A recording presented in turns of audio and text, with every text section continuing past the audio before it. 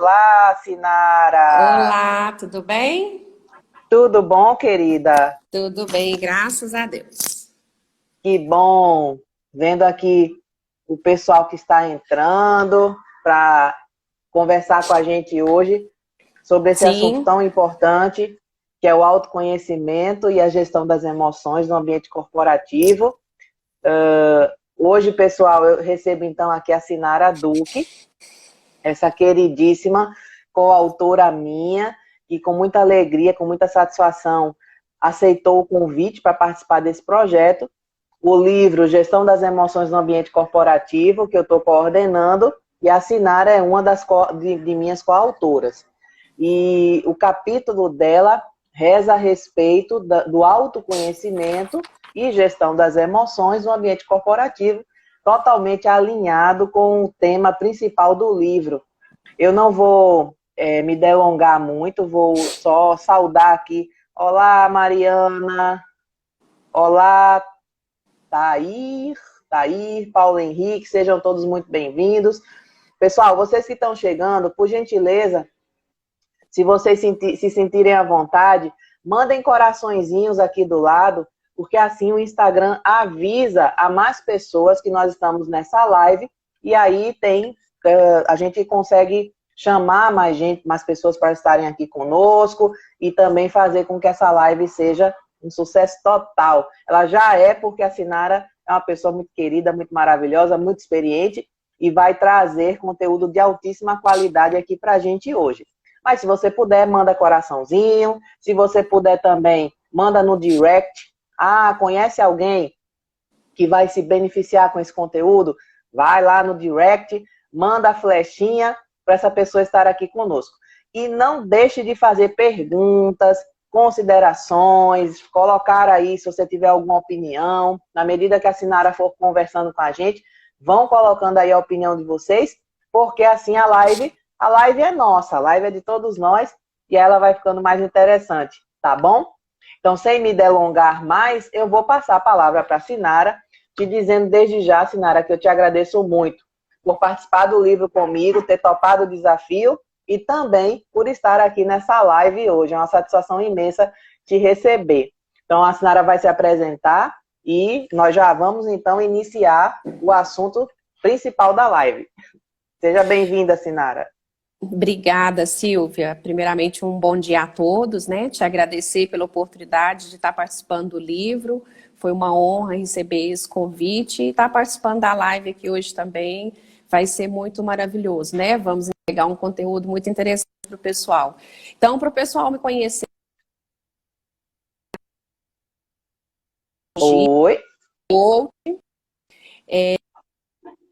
hoje, Tá vindo? pausando, Sinara? Será que é a minha Tá, alô? internet? Oi, tá Deu uma ouvindo? pausada. Deu uma pausada. Fala de Melhorou novo para o pessoal agora? te conhecer. Tá. Então, o seguinte, meu nome é Sinara Duque, né? Eu sou psicóloga, sou coach, sou consultora.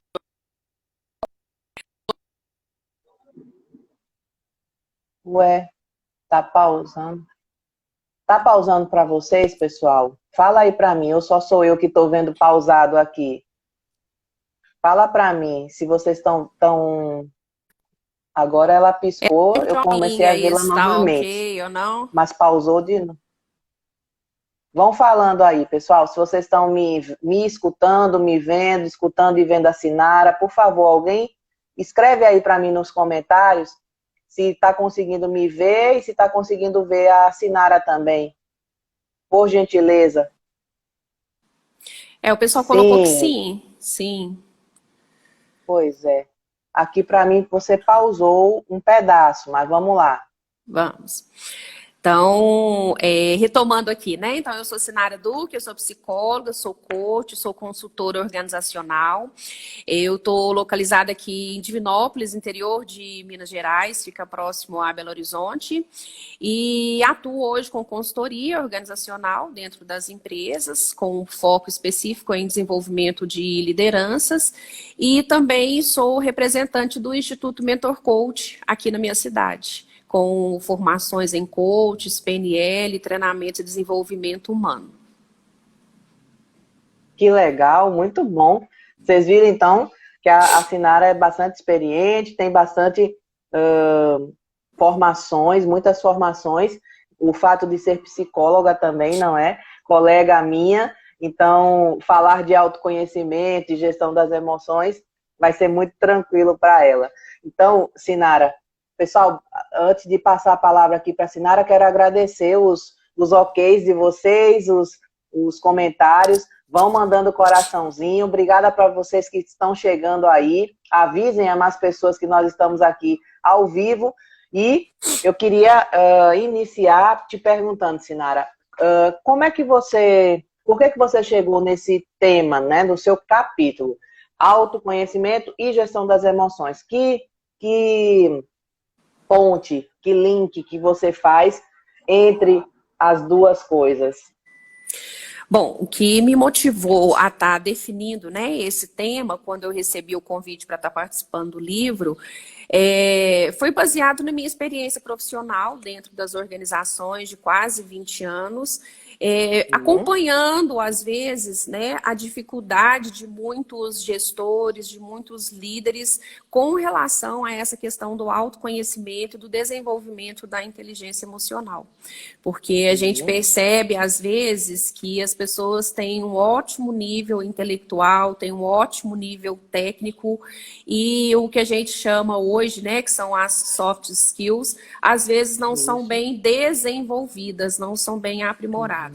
E isso tudo parte pela falta do autoconhecimento, de você não se conhecer, não saber aonde você quer chegar realmente, né? Não ter conhecimento das suas emoções, em como está lidando com essas emoções, em como estar saindo e entrando desses estados emocionais de uma forma mais assertiva, né?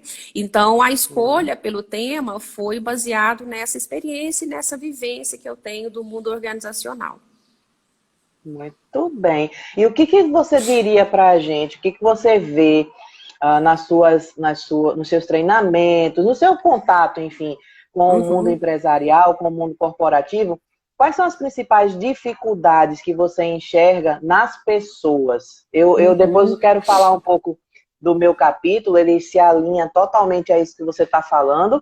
Mas eu queria que você dissesse assim, quais são as principais dificuldades no sentido emocional, né? No sentido do autoconhecimento?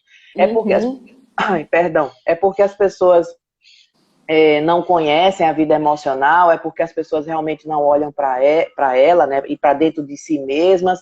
Quais são as principais dificuldades que você enxerga para que as pessoas de repente tenham essas dificuldades de desenvolver soft skills e etc.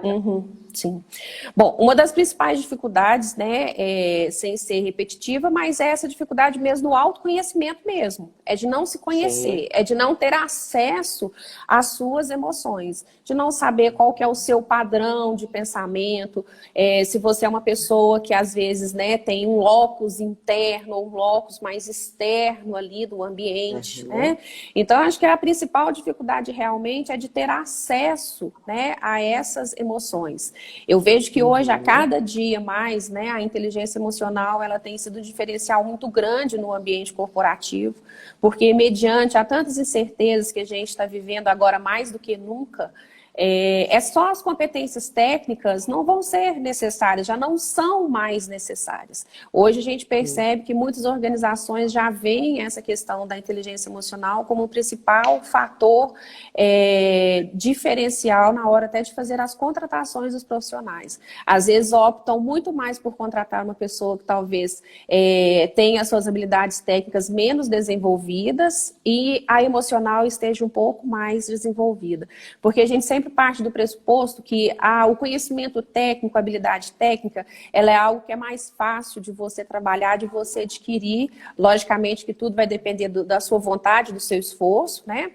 E que o desenvolvimento da soft skills, da inteligência emocional, ela é algo que vai exigir, né, um esforço maior, um desejo maior daquela pessoa, e eu falo que é iniciar essa jornada.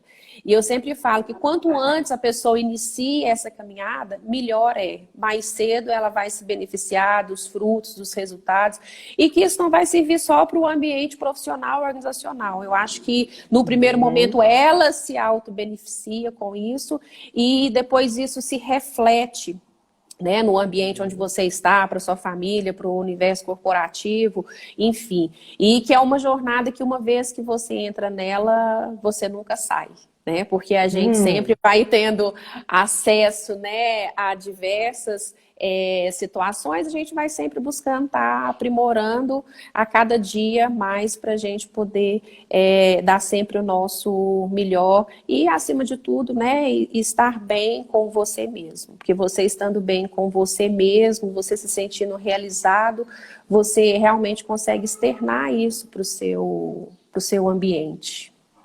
Verdade, muito bom, muito bem dito. Eu concordo plenamente.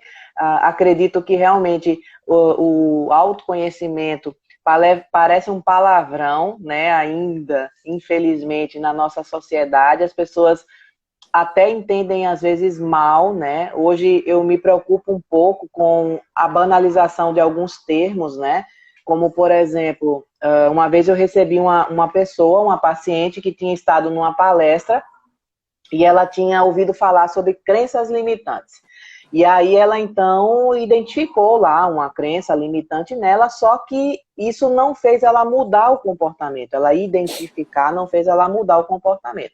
E ela disse assim para mim, mas acontece que a pessoa que falou, o palestrante no caso, que falou, deu a entender que uma vez que eu identifico a minha crença limitante, eu passo a pensar diferente, né? A crença limitante que o pai e a mãe botou lá em cucu na cabeça da pessoa. Aí a pessoa fica ali, daqui a pouco, produzindo uma outra frase, um outro pensamento em cima daquele que quebre essa crença limitante, e ela então vai passar a ter uma vida totalmente diferente.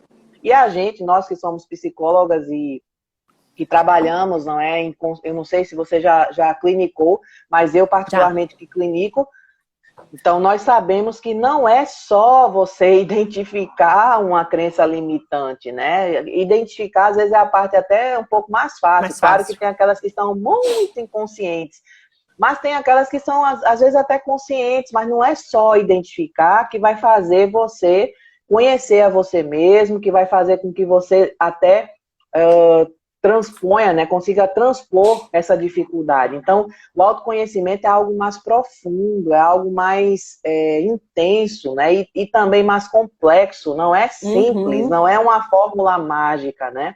E penso que, por conta, inclusive, dessa complexidade, que às vezes o ambiente corporativo não absorve tanto, né? Não consegue trazer para si essa ideia, porque é muito complexo para a gente dar conta de fazer o funcionário também se autoconhecer. Mas existem estratégias, existem possibilidades, existem recursos, existem também até termos, né? Ou até o próprio conhecimento a respeito de adoecimento, de alguns transtornos, né? Como, por exemplo, conhecer sobre o burnout, conhecer aquilo que leva uma pessoa a ter o burnout, não vai facilitar, não vai favorecer que esse colaborador não tenha, não vai facilitar que a empresa, por exemplo, descubra estratégias para não ser um agente estressor, um agente que vai levar essa pessoa a desenvolver o burnout.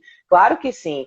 Então, são algumas coisas que você não vai, talvez, permitir, não vai levar um divã para dentro do ambiente corporativo, mas você tem formas, estratégias de levar autoconhecimento, não pleno, mas pelo menos parcial, para as pessoas que estão no ambiente corporativo, que já vai, inclusive, ajudar muito. E talvez um autoconhecimento voltado para esses soft skills, voltado para essas habilidades, um autoconhecimento que vai favorecer que a pessoa seja um colaborador melhor, mais produtivo, porém também mais saudável. Não sei se você concorda, Sinara. Sim, e é muito importante essa colocação sua, porque, assim, quando a gente fala do autoconhecimento, a gente não está aqui em momento algum falando que, então se eu me autoconhecer, se eu tomar consciência das minhas emoções, então quer dizer que eu não vou ter problema, que eu não vou ter dificuldade, que minha vida está resolvida. Não, não é isso Exato. que a gente está querendo dizer. Mas a partir do momento que você se conhece, que você tem domínio das suas emoções, que você entende quais são os seus pontos fortes, quais são os seus pontos que precisam de melhorias, e que você toma conhecimento que existem estratégias mais assertivas para você sair de determinadas situações que as pressões do mundo corporativo acabam te impondo. Um exemplo esse que você citou da síndrome de Burnout, faz com que a coisa transcorra de uma forma mais leve, sem um impacto muito grande para a sua vida. Porque hoje a gente sabe que um dos principais causadores de desequilíbrio é o estresse. Né? E por trás do estresse a gente tem, né, a pressão, a gente tem as cobranças, a gente tem uma série de questões por trás disso. E aí é da importância da gente ter o autoconhecimento para a gente até, às vezes eu falo, saber separar ali o joio do trigo, né? De você saber o que realmente é seu, que você tem poder de mudar, que está na sua mão, que está no seu controle. Saber o que você talvez não vai ter poder de mudar, mas você vai ter o poder talvez de influenciar esse processo de mudança. E que numa esfera maior você não vai ter poder nem de influência e nem poder de ação. E de você entender que está tudo bem. Né? É assim que as coisas funcionam. E de você não deixar isso te afetar de uma forma negativa. E eu acho até que quando chega nesse ponto, né, que você está falando aí por último, que é o ponto em que não tem como a empresa intervir, né, ou até mesmo o colaborador esgotou, digamos, a possibilidade ali no ambiente corporativo, mas o conhecimento a respeito do autoconhecimento ou o conhecimento a respeito de como o ser humano funciona, né, dessa forma mais profunda e não apenas superficial, às vezes facilita para que a própria empresa tenha o entendimento, por exemplo, de se fazer um encaminhamento para a medicina do trabalho, e a medicina do trabalho também mais consciente desses conceitos e desse mundo, né, psíquico, mental, também poder fazer os devidos encaminhamentos. Então, o que eu vejo é que, às vezes, existe uma carência realmente muito grande. A gente ainda está naquele modelo muito biofísico, né? De uma biologia, de você olhar para o corpo. Fulaninho está tendo um trimelique, a pessoa desmaiou. E todo mundo socorre, aí todo mundo vai lá, e todo mundo bota oxigênio. Todo mundo, entre aspas, sabe o que fazer, porque é físico, as pessoas estão acostumadas com o mal-estar físico das outras, existe todo um protocolo para lidar com as questões físicas, tanto que existe a medicina do trabalho. Mas, e quando é um mal-estar psíquico? E quando a pessoa, o colaborador, não está conseguindo produzir porque ele está, por exemplo, passando por um processo de depressão, que pode ou não ter a ver com esse ambiente, né? A pessoa não tira essa roupagem da depressão, ela não deixa a doença dela em casa para ir trabalhar. Isso vai junto com ela. No meu capítulo, por exemplo, eu falo a respeito disso, como que as empresas precisam identificar, né, e precisam primeiramente conhecer o perfil psicológico das pessoas, talvez até o perfil psicológico dos transtornos, conhecer, você falou do estresse, né? Será que as empresas não se beneficiariam com o conhecimento dos caminhos que as pessoas têm de se estressar? Um vai fazer um estresse mais psicológico, né? Vai ter mais ansiedade, vai ficar mais angustiado, não vai conseguir dormir, vai ter insônia, vai ficar com falta de apetite. O outro vai ter vai fazer um caminho biológico, fisiológico, vai ter uma dor de barriga, vai ter dor no corpo, vai ter dor de cabeça. E tem quem faça o caminho psicobiológico, faz os dois caminhos ao mesmo tempo, que além de não dormir, além de ficar ansioso, ainda vai ter daqui a pouco dor de barriga. Então, será que conhecer isso não ajuda as empresas, né? Conhecer os caminhos e não só as empresas, mas o próprio colaborador. E aí eu também falo a respeito da jornada desse colaborador, como que ela tem que ser compreendida, né, pelas empresas, para que esse colaborador seja um colaborador mais produtivo também. É um ganha-ganha. A empresa ganha, mas não só ela, o colaborador também ganha, né? E as pessoas que estão colaborando têm cada vez mais essa necessidade de se sentir que alguém olha para elas também, não só elas ali estão ofertando, mas que a empresa também olha para elas. Sim, e aí nesse contexto aí que você colocou, né, é muito importante a gente estar atento a isso, principalmente os gestores, né, dentro das organizações, porque hoje um dos grandes, às vezes, desafios, né, dos gestores, do próprio RH dentro das organizações, é o absenteísmo, né, Sim, o turnover. exatamente. E muitas das vezes a gente sabe que esse absenteísmo, ele está ligado a um fundo emocional, na sua grande maioria, que aí acontece, né, o que você acabou de mencionar aí, e que se o gestor, se ele tiver, né, um bom autoconhecimento dele, se ele tiver um nível de inteligência emocional bem desenvolvido, ele vai estar com um olhar mais atento também para a sua equipe com o que diz respeito a isso. Porque ele vai entender o seguinte, né, o Robert Dilts, no seu livro Crenças, ele fala da questão dos perfis neurológicos, né? E o quanto que é importante essa pirâmide, a gente, né, conhecer o gestor, ter o entendimento dessa pirâmide, porque ele fala o seguinte, olha, você quer mudar o ambiente, você está vendo que o ambiente não está legal, que está tendo alguma coisa que não está ali dentro do script, você não deve procurar melhorar o ambiente em si, você deve sempre buscar a solução no nível acima. E o que é o nível acima? No comportamento das pessoas. Como que está esse comportamento das pessoas para você buscar, aí sim, entender e trabalhar essa questão do ambiente.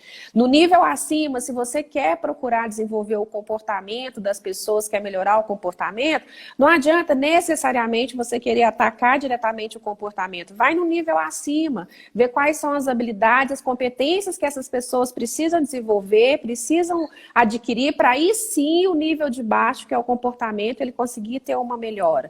A mesma coisa, as suas habilidades e as suas competências, você precisa de desenvolver, precisa de trabalhá-las, busque o nível acima, nas suas crenças, nos seus valores, o que talvez, como você colocou, e quais são essas crenças limitantes, quais são esses sabotadores que têm te impedido de estar desenvolvendo mais as suas habilidades, as suas competências. Até você chegar lá no topo da pirâmide, que é realmente você, né, ter ali uma identidade, você saber realmente, né, quais são os seus propósitos, quem é você, quais são os seus valores, o que te faz feliz, quais são os seus pontos fortes, quais são os seus pontos de melhoria. Então é muito importante um gestor ele ter essa noção desse contexto como um todo. E ele tá atento para que às vezes aquilo que está aparecendo lá na ponta, né, que é uma dor de cabeça, é uma dor de barriga, não necessariamente é uma dor de cabeça ou é uma dor de barriga. É algo que está por trás daquilo dali. E da mesma forma que se ele aprende a trabalhar isso com ele mesmo, eu falo que aí ele lapida o olhar dele para que isso esteja de uma forma mais clara, mais cristalina, para que ele consiga estar auxiliando mais a sua equipe no dia a dia, para que elas, né, consigam realmente ser uma equipe com uma inteligência emocional desenvolvida, uma empresa, né, uma equipe engajada, que realmente consiga performar e entregar os resultados para a organização. Verdade. Inclusive, isso que você falou, né, é super importante, porque da questão das ausências, do turnover, né, da rotatividade que as pessoas têm nas empresas, muitas vezes isso tem acontecido porque as pessoas não encontram, né, nessa empresa, às vezes existem a gestão tóxica, né, aquele líder tóxico que está muito longe de ser um líder que vai olhar para as questões emocionais, porque muitas vezes nem ele acredita nisso, né? Isso já é um ponto bem importante. E outra coisa uma vez você estava falando sobre dor de cabeça, nem sempre é dor de cabeça, né? É muito importante que as pessoas entendam que o corpo e a psique, elas estão relacionadas, elas estão unidas. E muitas vezes uma dor de cabeça, uma dor no corpo, uma dor de barriga, ela pode ser uma sintomatologia de algo que está acontecendo na psique dessa pessoa. Não é normal, veja bem, não é normal uma pessoa viver, por exemplo, com dor de cabeça. Aí, a primeira coisa que vai se fazer, um exame clínico, né? Vamos ver se tem algum motivo físico para que essa dor de cabeça esteja acontecendo. Aí você vai, faz todos os exames e nada, não aparece nada. Por quê? Porque é uma forma do seu organismo mostrar que tem algum desconforto psíquico. Mas se você chegar hoje, né, me parece, ou pelo menos acho que agora as coisas estão começando a mudar e acho até que depois dessa crise mundial que nós estamos enfrentando e que a vida emocional das pessoas está à flor da pele, não está dando para esconder mais, perdão, não está dando para esconder mais a vida psíquica. Todo mundo está aí mostrando, né, que tem alguma ansiedade, que tem alguma angústia, está todo mundo meio nervoso, por assim dizer. Não só por causa da doença, mas por causa dos outros impactos que ela trouxe, né? Então, na medida que alguém chega numa empresa hoje e fala, então foi lá, estava com muita dor de cabeça, fez o exame, não deu nada. Será que essa empresa vai dizer, tá, então agora vamos fazer uma investigação psíquica? Será que isso existe hoje? Já existe, né? E eu acho que é nesse ponto que nós devemos chegar. Talvez até um ponto anterior, em que quando essa pessoa for encaminhada, ela já seja encaminhada para as duas frentes, né? Para se pensar. Mas, ok, na medida em que tem que se descartar possibilidades, descarta o físico e então se vai para o psíquico. Embora a gente também possa, não sei se você concorda comigo, Sinara, mas às vezes a gente tem indícios, né, que são tão fortes de que aquilo é de cunho emocional que nem precisaria ir fazer o tal do descarte, né, do físico. Mas ok, ainda estamos nesse modelo biomédico, tudo bem, porém precisamos pensar e falar sobre essa outra realidade, que ela não é uma outra realidade do tipo, estão trazendo esta realidade agora. Não, ela sempre existiu, o ser humano sempre teve essa vida emocional, psíquica, agora não era talvez tão valorizada, tão olhada, tão percebida. Não sei se você concorda, Sinara. Sim, sim, concordo. E uma coisa que é muito importante e relevante a gente colocar, né, o Silvia, que a gente está falando muito, né, nessa questão do ambiente corporativo e ainda a gente encontra muito gestores, líderes, eu falo que é terceirizando essa responsabilidade, né, do autodesenvolvimento para a organização. Né? Achando que a organização que é responsável por fazer esse autodesenvolvimento, né? Eu falo que não, que é o momento de você se autorresponsabilizar e toda essa jornada, todo esse trabalho, né? Essa atitude de buscar esse autoconhecimento é seu. Né? Logicamente que você pode, né? Se a gente for falar numa questão de um processo de coach, né? Uma própria PNL para você talvez, né, fazer um trabalho de mudança de mindset, né? Enfim, você pode buscar o auxílio da organização, né, financeiramente para te ajudar, sim. Mas em momento algum você pode autorresponsabilizar, né, a empresa por essa questão, né? O desenvolvimento é pessoal, ele é seu. Você que tem de buscar isso para você. E, logicamente, como eu mencionei anteriormente, isso vai refletir na empresa, no local onde que você está. Mas que é muito importante que as pessoas tomem essa consciência de que essa responsabilidade é sua. Ela não é do outro, ela não é da empresa, ela não é de ninguém. Ela é sua no primeiro momento. Você pode ter pessoas que vão te apoiar, que vão participar com você desse processo, dessa caminhada, né, durante a sua jornada, mas que o principal responsável é você. E, acima de tudo, o principal é responsável por dar o primeiro passo. Né, por querer buscar esse autodesenvolvimento, né? Aí só completando aqui para mim te dar a palavra, é muito importante o seguinte, às vezes tem até uma parábolazinha, né, que conta isso, eram 2 colaboradores que trabalhavam numa empresa e um foi pedir aumento de salário para o diretor da empresa. E aí chegou lá e falou assim, olha, eu queria pedir aumento, eu já estou aqui na empresa já tem muitos anos e tal, e entrou uma pessoa aqui nova, já está ganhando praticamente mais do que eu, parará. Aí ele falou assim, não, beleza, antes da gente conversar sobre isso, eu vou te dar uma tarefa para você fazer para mim. Eu estou querendo oferecer uma salada de fruta para os colaboradores aqui hoje à tarde, e eu vou precisar de banana, mamão e abacaxi Laranja. nessa salada. Laranja. E você vai lá e compra para mim. Beleza. Aí ele voltou, chegou e deu retorno para o chefe, falou assim, né? Olha, olhei lá no mercadinho do fulano de tal, ele tem a banana, tem o abacaxi, mas não tem a laranja. Aí o diretor perguntou, quanto que ele vai cobrar pra gente? Ah, não, isso eu não perguntei. Porque você falou para mim só que era para olhar se tinha as frutas. Aí, e ele consegue entregar pra gente? Ah, não, isso também eu não perguntei. Ele falou assim, não, então senta aqui e espera. Chama o fulano. Deu a mesma tarefa pro outro colaborador, né, que ele tinha se comparado. E dali minutos o outro colaborador voltou. Olha, ele tem condição de oferecer para a gente a salada de fruta, ele não tem a laranja, mas a gente substitui pela pera ou pela maçã, sai a tantos reais cada potinho, ele consegue entregar para a gente aqui tal hora, no horário do café, que já é de praxe aqui da empresa. Aí o diretor virou para o outro e falou assim, o que é mesmo que você veio aqui me procurar para a gente poder estar conversando? Né? Então, assim, são coisas que às vezes a gente vai vendo dentro das organizações e as pessoas às vezes não percebem que isso, né, tem um cunho, às vezes, né, de falta de autoconhecimento, de se conhecer, de conhecer os seus pontos fortes, seus pontos limitantes, para você poder estar melhorando e estar desenvolvendo. Sim, verdade, concordo contigo. Quando eu falei a questão da responsabilidade da empresa, né, não, eu concordo contigo, acho que cada colaborador tem que realmente buscar o autoconhecimento, porque afinal de contas, o nome já diz, né? Autoconhecimento. Você que tem que ter, você que tem que se proporcionar e se responsabilizar por ele.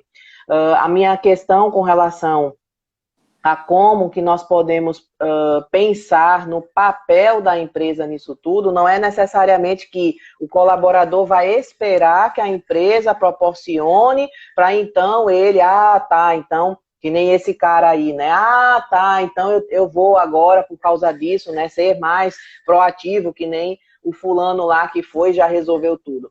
Não é bem assim, é no sentido mesmo da empresa também entender o papel dela na jornada dessa pessoa, né? E principalmente na responsabilidade social que ela tem de como ela pode ser um agente nesse mundo, né, em que nós estamos vivendo, que é tão complexo, né, e que a gente está passando por tantas mudanças tão rápidas, como, por exemplo, aí a revolução tecnológica, que não preparou o ser humano para ela, né? O ser humano ele só viveu, está vivendo essa revolução. Nós não fomos preparados para paulatinamente absorver tudo isso. E isso tem gerado grandes problemas, né, emocionais nas pessoas. Eu não estou fazendo nenhuma crítica aqui à tecnologia. Que bom que ela existe. Olha que maravilha, né, a gente poder, uma em Porto Alegre, a outra em Minas Gerais, fazer um trabalho juntas. Então, a tecnologia ela é uma bênção, mas junto com as mudanças todas que a sociedade passou, nós enfrentamos alguns desafios, né? E o papel da empresa que eu coloco é no sentido assim, ó, como que eu, empresa, como que eu, empresário, posso facilitar, né? Facilitar o entendimento de que sim, você tem que ir buscar o autoconhecimento, proporcionar treinamentos, palestras, cursos que não sejam só de cunho técnico ou apenas de cunho das habilidades, né, para desenvolver as habilidades, os soft skills, mas também para se falar de saúde mesmo, né, assim como se tem, por exemplo, nas CIPATs, né, na Semana de Prevenção de Acidentes, as pessoas falam ali de estratégias para quê? Para que não se acidente, estratégias de saúde física, por que não falar de estratégias de saúde mental também, de saúde emocional? Então, é nesse sentido, e também da empresa pensar o papel dela,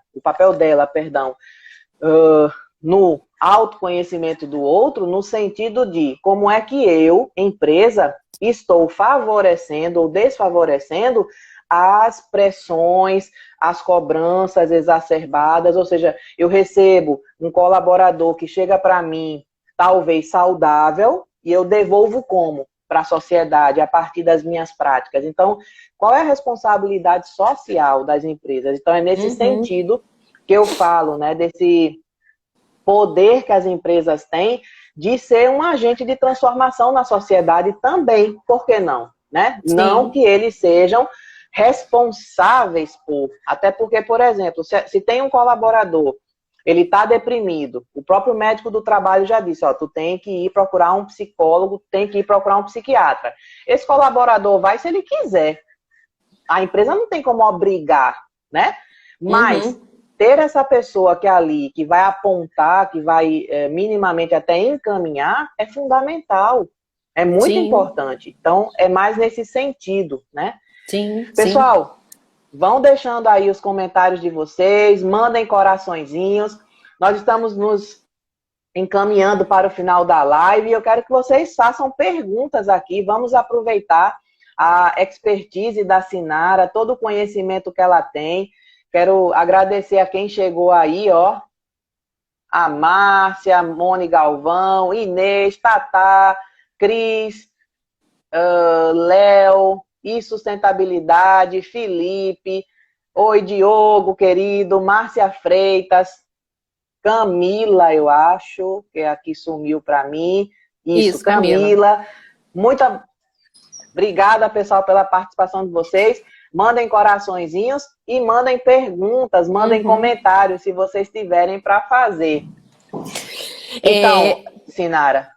Então, pegando um gancho nessa questão que você acabou de falar aí anteriormente, né, desse papel de como que a empresa pode estar colaborando para o desenvolvimento, né, dessa inteligência emocional dos colaboradores, eu gosto de falar muito disso e eu uso, né, hoje nas consultorias, análise de perfil comportamental. Eu acho que é muito importante, né, quando hoje muitas empresas já trabalham com isso já nos processos seletivos, até mesmo pela questão da praticidade de ser uma ferramenta, né, online, você encaminha para o candidato em qualquer lugar que ele esteja, né, e você já consegue ter uma prévia dele antes mesmo de uma entrevista, enfim. Se você optou por contratar aquele candidato, aquela pessoa X, é você realmente pegar aquela análise de perfil dela e realmente estruturar um PDI, né? Um plano de desenvolvimento individual para ela durante esse período, durante o momento em que ela estiver dentro da organização. E isso, né, não só o RH tem de ter acesso a isso, mas eu até digo que o gestor tem de estar à frente desse processo também. Porque é ele que vai estar ali no dia a dia com aquele colaborador, né? Marcar encontros frequentes, indicadores, evidências de se ele realmente está conseguindo evoluir naquelas ações, naqueles aspectos que ele se propôs a estar trabalhando, né?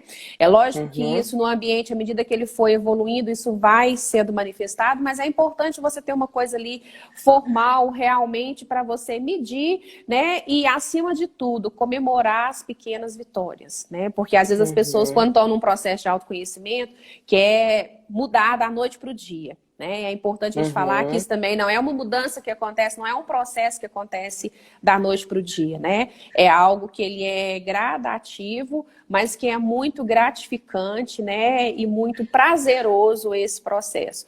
Mas que a cada vitória que você tem, a cada conquista, a cada pequena evolução que você perceba, você tem de comemorar e tem de se, né, reconhecer, ter aquele grau de merecimento, né, daquilo que foi mérito seu, que foi esforço seu, que foi algo realmente que valeu a pena todo o trabalho que você fez. Então, eu vejo que hoje uma das formas que a empresa pode estar colaborando com esse processo seria através da entrada desse candidato, através de uma ferramenta que hoje, né, ela é fundamentada na metodologia DISC, que é uma ferramenta que tem mais de 96%, né, de assertividade, e que dá para você montar uma estratégia muito interessante de desenvolvimento para essa pessoa dentro da organização, seja tanto o desenvolvimento técnico, quanto também o desenvolvimento pessoal, né? Principalmente quando a gente fala em cargos mais de liderança, porque para você liderar alguém, você primeiro precisa, no primeiro momento, de liderar a você mesmo, né? De ser o seu autolíder, né? Porque se você não consegue se liderar, como que você vai liderar outras pessoas, tá? Então, eu acho que é uma forma que é muito importante que hoje as empresas têm de começar a atentar para esse processo, de não preocupar em utilizar somente como uma ferramenta para me conhecer o perfil, para ver se vai de encontro com os requisitos do cargo, com as competências que eu preciso, e pronto, aquilo ser arquivado depois, né? Eu acho que é você fazer um bom uso posterior a essa seleção dessa ferramenta, né? Que é muito prática. Porque nem todas as empresas, né? Hoje a gente sabe que tem algumas empresas que já têm condição de ter uma estrutura, conforme você colocou aí, de uma medicina interna, né? Dentro da equipe você vai ter ali, às vezes, assistente social, você vai ter psicólogos, né? Você vai ter profissionais, uma equipe multidisciplinar que vai ter uma condição de dar um suporte melhor para esses colaboradores.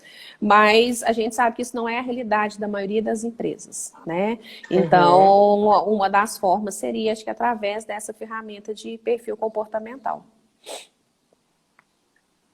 Só dar o bom dia aqui ao César, que chegou agora. César, nosso colega psicólogo, sempre que pode também acompanha, e ele acompanha nossas lives do trabalho muitas vezes. Bom trabalho para ti, César. Você falou do DISC, eu também sou analista DISC, e tem outras ferramentas, né, como o Big Five, o mapa. Eu me encantei pelo mapa, tive acesso agora há pouco a ele, me encantei, achei um instrumento muito, muito, muito bom, muito eficiente. Tem o SOAR, tem outras ferramentas, né? Mas bem voltados para o perfil comportamental e que vão mostrar também, como você falou, as competências, as habilidades que precisam ser trabalhadas, né? Análise de perfil comportamental é show, diz a Thair. E eu também trabalho muito nas minhas palestras, treinamentos, eu trabalho muito também, não apenas com o perfil comportamental, mas com o perfil psicológico mesmo, né? Eu insisto muito nessa tecla do conhecimento além do conhecimento que vai favorecer as habilidades técnicas, né? Você ter habilidades para, então, ou se comportar, ter atitudes mais proativas, mais adequadas, mas também tecnicamente falando. Mas eu particularmente bato muito nessa tecla da saúde, saúde emocional, saúde mental, né? Porque existem padrões comportamentais, tu é psicóloga, sabe disso, nosso colega aí, César, sabe disso também.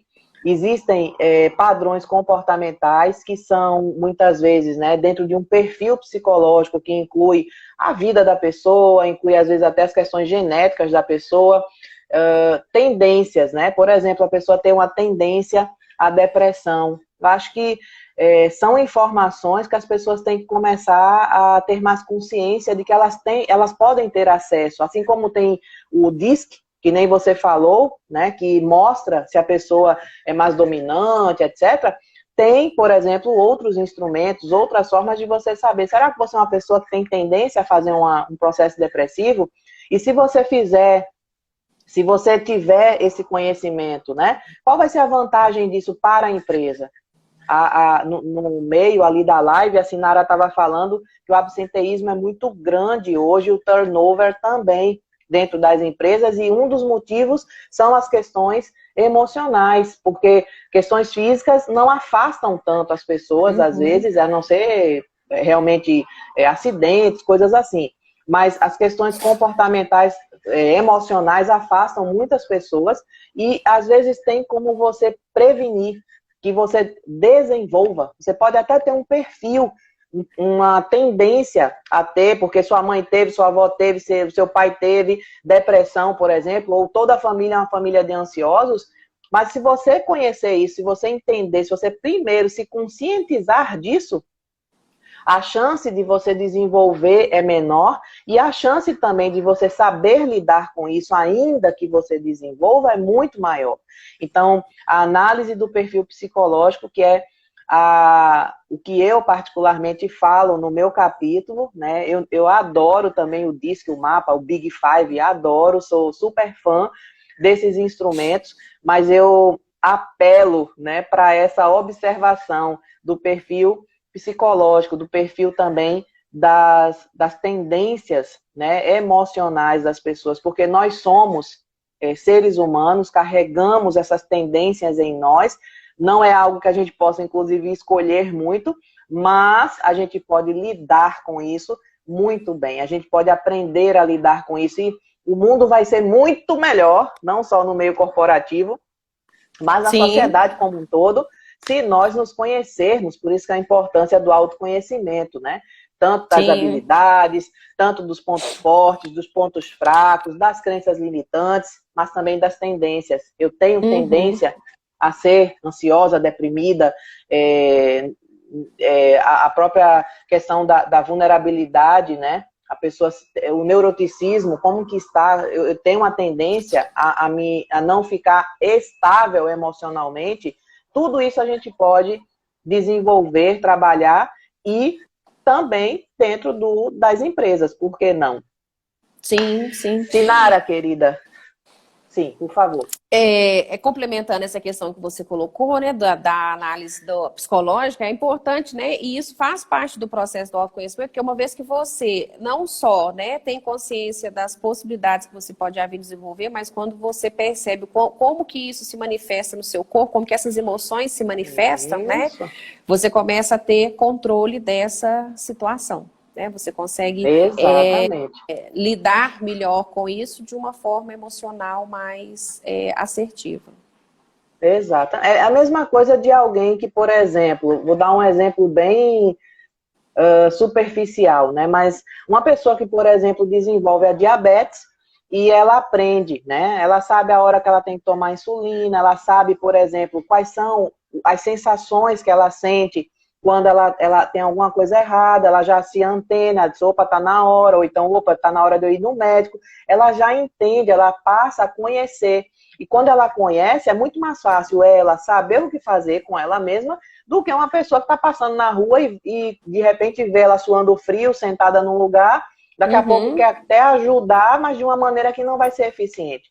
Quem está passando, ter a consciência é super importante, porque você vai saber lidar com aquilo ali. Eu tenho inúmeros casos de pacientes meus que aprenderam a lidar com a ansiedade, com a depressão, aprenderam a identificar quando a sintomatologia está acontecendo, aprenderam a cortar os pensamentos que alimentam, né, a sintomatologia ruim. Então, isso é passível. Né? Exato, isso é passível de aprendizado e de controle também. Claro que tem casos que também vai precisar haver a intervenção medicamentosa, mas até isso, eu já recebi muitas pessoas na clínica, muitas pessoas que vieram num nível ou de ansiedade ou de depressão, por exemplo, altíssimos. Por quê? Porque não foram medicados lá atrás, precisariam ter identificado, precisariam ter sido cuidados e não foram, e vem carregando aquilo por 2, 3 anos, e quando chegam para mim, é quando já está no limite. Não quer dizer que não vai ter jeito, claro que vai, mas para que sofrer tanto tempo? E é esse o meu... O esforço vai ser maior, né? Sim, o esforço é bem maior. Ok. Sinara, querida, eu queria que você fizesse suas considerações finais. Estamos nos aproximando aqui do final da live, para a gente não cair, né, e deixar a nossa audiência aqui na mão. Sim, sim. Bom, o que eu quero deixar de considerações finais é que, acima de tudo, que você sempre acredite em você. Acredite na sua capacidade, acredite no seu potencial, porque se você mesmo não acreditar em você, não se valorizar, não vão ser as outras pessoas que vão fazer isso.